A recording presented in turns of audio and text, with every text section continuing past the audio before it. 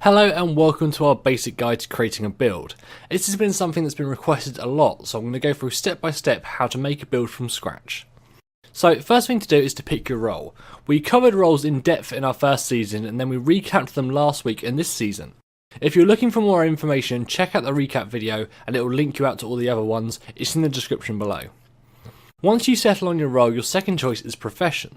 This can be whatever you like, but it is true that some professions will specialise in roles a bit more than others, but to some degree there is a build for every profession for every role. This next step really depends on how well you know the profession you're going to be playing, but get out a pen and paper and write down the attributes of the role you're going to be playing in. So for example, the video playing in the background is me creating a roaming warrior build. For a roamer, you want to be highly mobile with high burst damage and able to get kills quickly. At this point you also want to think about what type of damage you're going to be doing, direct or condition. This is less important in a bunker build than in a roamer, but you still need to think about it. Think about the playstyle you enjoy. Do you like to be melee or do you want to be at range? Can you handle being a glass cannon or do you need some defense? Next up, look at the traits and weapons and think what would help with the role. So for example, looking at the warrior, we have some weapons that really stand out for roaming. The greatsword has 2 movement skills that make you more mobile, and the very powerful 100 blade skill which deals a huge amount of damage in a short amount of time, giving us some great burst. This is a great weapon choice for a roaming warrior. When you look at the traits, you need some stuff that's going to boost up those weapons and also boost up the other parts of your role. So for example, slashing power and forceful greatsword are going to boost up that greatsword's power, whereas mobile strikes and warrior sprint are going to help us be more mobile and get immobilized less. If you do happen to know your profession very well already, you can pretty much skip out that last step. Now, for this warrior build so far, we've decided on the greatsword, but we still need to fill the second weapon slots. For this, we're just going to go with dual axes for the time being, giving us even more damage. Next up, we need to pick a heal. Not much to say here really, most professions really have a heal that's just going to stand out above all the rest.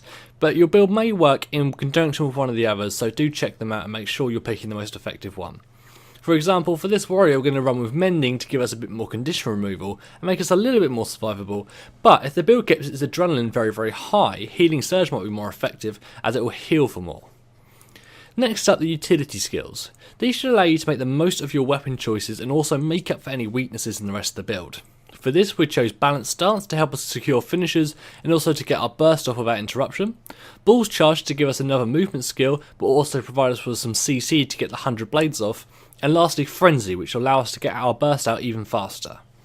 From these choices you can see they're all clearly helping us on our role of getting fast kills but also adding a little bit of utility.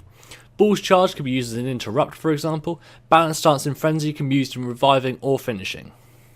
Lastly, pick your elite. This choice is often quite easy due to the limited number of effective elites of many professions. For our warrior, we're going to be going with a Signet of Rage, giving us some high swiftness to make us more mobile between nodes, as well as the Might and Fury for warrior in combat. Now the traits. We want to pick things that will complement the rest of our build well, so as mentioned before we'll be boosting up the greatsword damage quite substantially, however we also need to take some traits in the defense line, as without them we'll be too squishy to effectively fight. Now you need to stop and go right back to the weapon choice step and think about it. Could something else work better?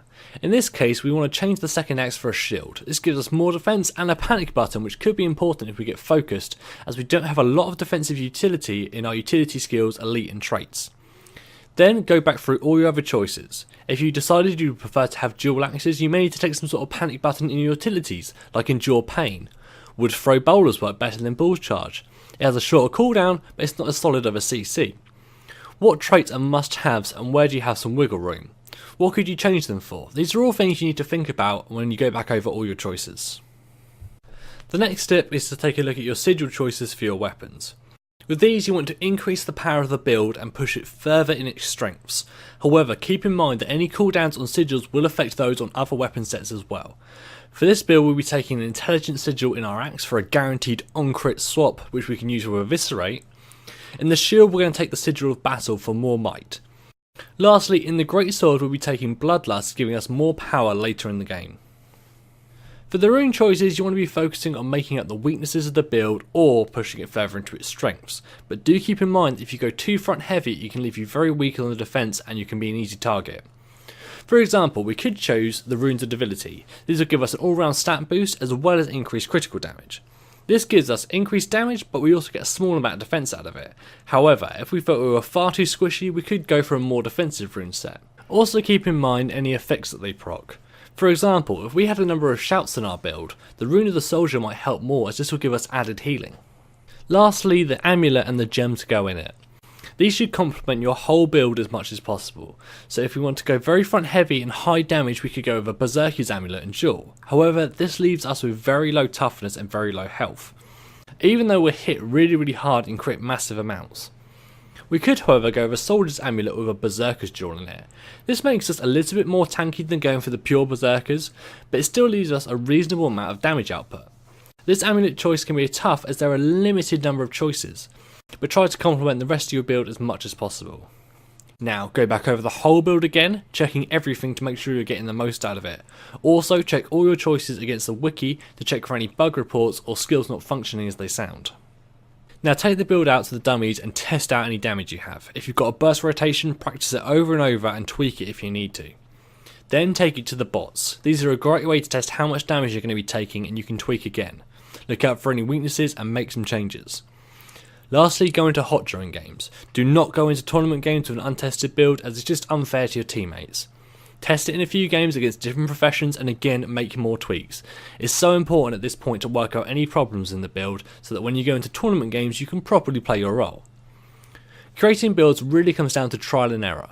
Never be afraid to change things to fit your playstyle. What works for you might not work for somebody else. I always try to point out areas of wriggle room into builds we put on this channel, as being able to make small adjustments to fit your playstyle better is very important. This is of course a fairly basic step-by-step guide to creating a build from scratch, but if you are just starting out in Guild Wars 2 PvP, why not check out one of our build guides we release here every Monday, where we take you through a build and its thought process before showing you it in action. You can copy the build for yourself and tweak to play as you like. If you have any questions, leave a comment below and myself or others will hopefully help you out. See you all soon.